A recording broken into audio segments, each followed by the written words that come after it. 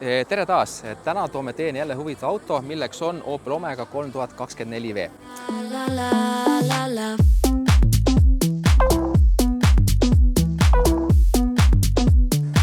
Ma räägin natuke ka ajaloost, mis teeb just selle mudeli eriliseks.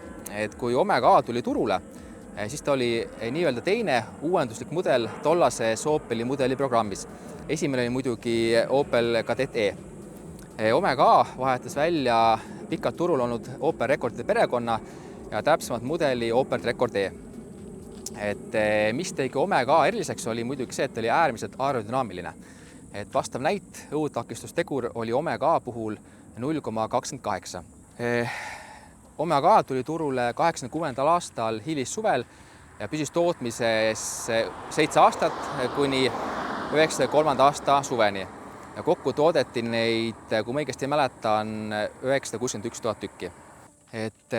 Opel Omega tollane tippmudel, Omega 3000, tuli turule aastal 87 esimeses pooles ja kandis nime Omega 3000.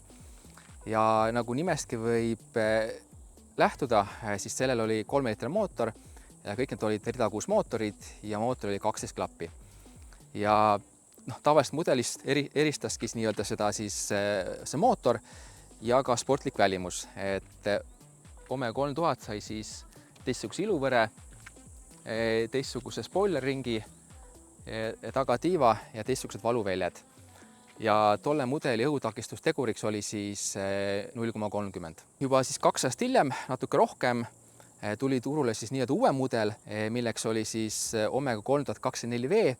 Ja tegelikult suurim erinevus oligi see, et mootor oli teine.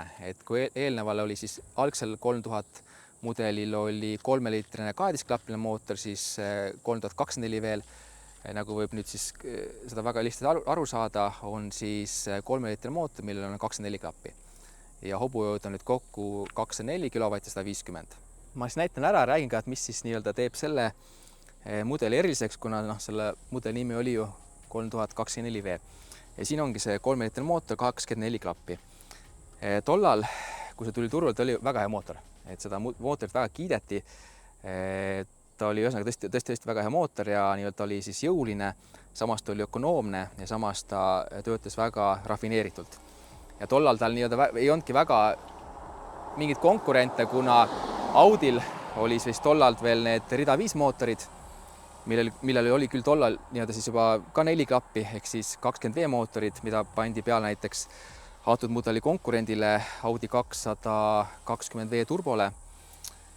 Samas BMW-l mudeli 535i oli küll rida 6 mootor, 3,5 rahvakeeli, aga see oli 12 klapiga ja kui hiljem rida 6 mootorid said ka 24 klappi BMW-l, siis tipnes 2,5 mootoritega, nii et BMW-l ei olnud pakkuda sellist 3-liitrist mootorit, millel oleks 24 klappi. Nii et siis kõige lähim konkurent oli Mercedes, millel tuli ka turule vist ka aastal 89, kui ma õigesti mäletan.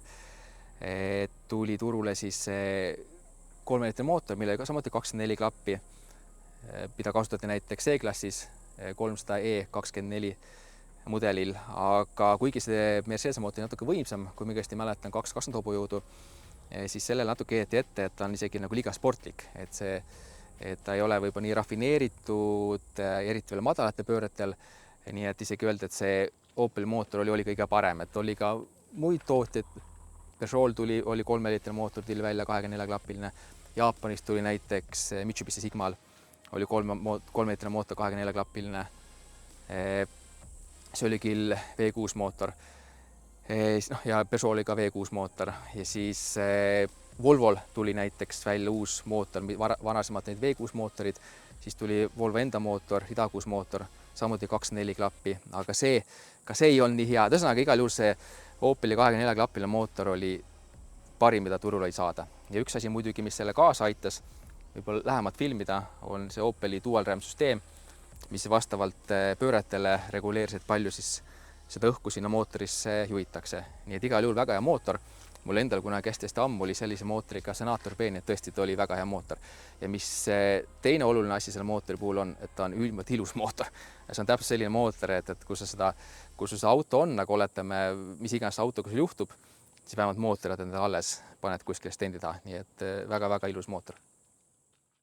Ja vahest on ikka nii, et kui sa mingit asja näed, ja siis sulle meenuvad mingisugused mälestused minevikust ja mul praegu täitsa meenub see, et kuidas ma oma senaatoril vaatasin süüteküünlaid, et need nii-öelda küünlad on siin all, et sellele ligi saada, ma pidin selle tuuareanussüsteemi siit ja siit lahti võtma, lahti keerama, maha võtma, see ilus punane plaat see maha võtta, nii et siin all on küünlad.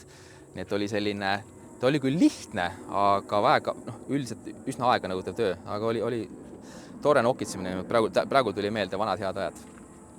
Nagu ikka, näitame ära ka, milline auto näeb välja seest ja seest on väga mõnus. Et Omega 3000, et mis ta eripära oli tavamudeliga võrreldes sportrool, ilusti näha, Omega 3000 peale kirjutatud ja ka sportistmed. Ja ka nii-öelda need postid on natuke teistsuguse kujundusega.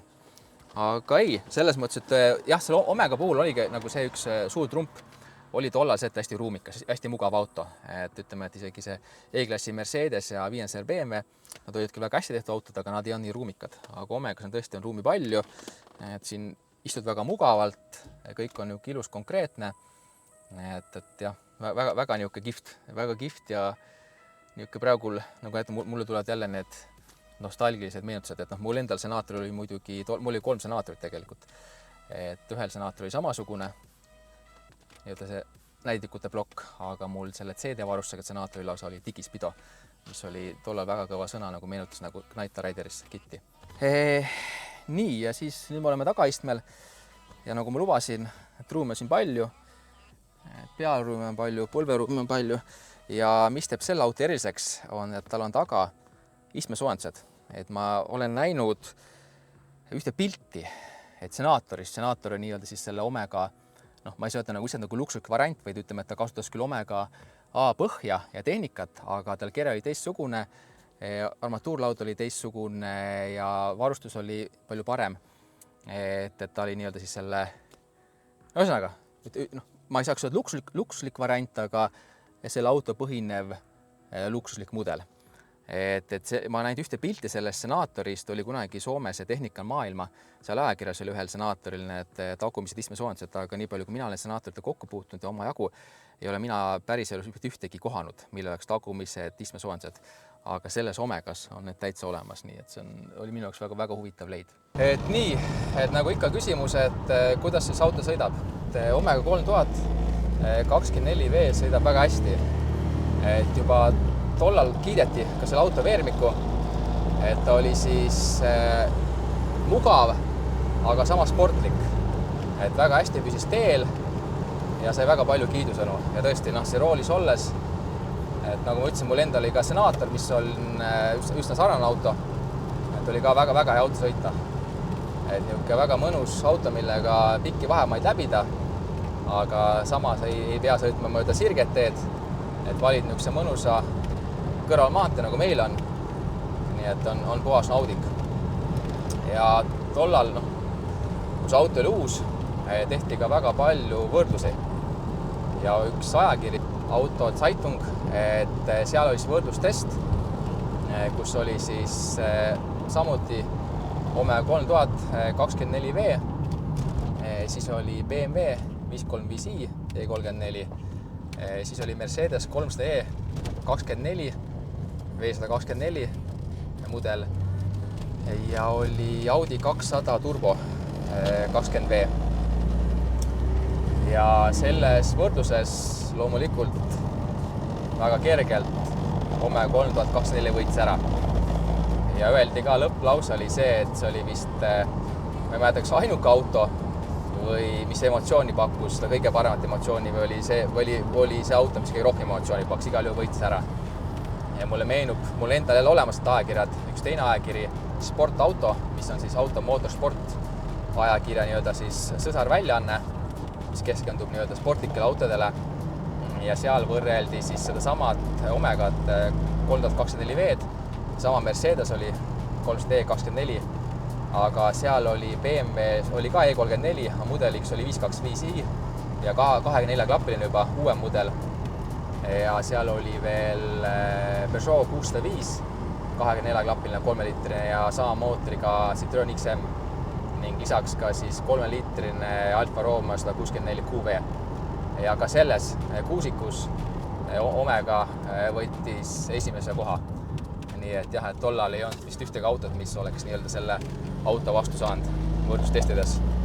Ja näiteks kui lisada siia veel Senator, siis mäletan, et Senatorit kõrvutati ka siis Volvo 960-ga ja samuti oli näiteks Mitsubishi Sigma ja ka seal kohal Senator tuli välja võidumehena. Nii et väga hea, väga mõnus auto sõita ja tolle oli ta kiire auto.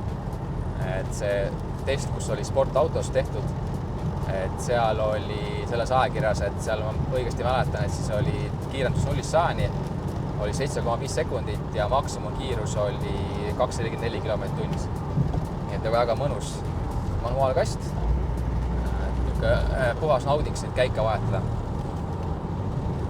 Ja kui ütleme, et võib-olla millega siis seda nii-öelda võib-olla meie autodest nii-öelda kõrvutada, et mingil määral võib-olla kõige täpsem võrdlus ongi see, et kes vaatas meil hiljuti, oli siin üks võrdlus, kus oli, see oli natuke nii-öelda, ei olnud võib-olla 100% niuke, mida võiks nagu tõe pähe võtta, aga puhtalt niuke mõnus ajaviide oli siis see Ascona versus M535i. Et nad ei oli teatud mõttes võib-olla võrreldavad autod, aga mitte nüüd päris üks-ühele. Aga jah, ütleme, et siis see Omega, et kuigi ta on uuem auto, ta ütleks nii, et siis põlvkond uuem auto. Aga seda võiks isegi täiesti vabalt selle M535i-ga võrrelda, sest näitajad on suht samad. Mootori võimsud on samad, kaalud on samad ja isegi nii-öelda kiirusnäitajad ja tippkiirus on samad. Aga jah, see on niuke maitse asi, et ütleme, et see võib-olla see vanakooli E28 on niuke stiilne masin, aga ütleme, et nagu sõidu poolest, et just nimelt nagu need, mis puudub nagu veermiku, siis mina ütleks küll, et see 3024 on parem. Et ta on kuidagi natuke nagu pehmem, aga heas mõttes pehmem. Ja ka kuidagi, kuigi kaal on sama, aga ta tundub nagu natuke kergem, natuke sportlikum. Ja nagu ikka, mulle meeldib välja tuua igasuguseid arve ja numbreid.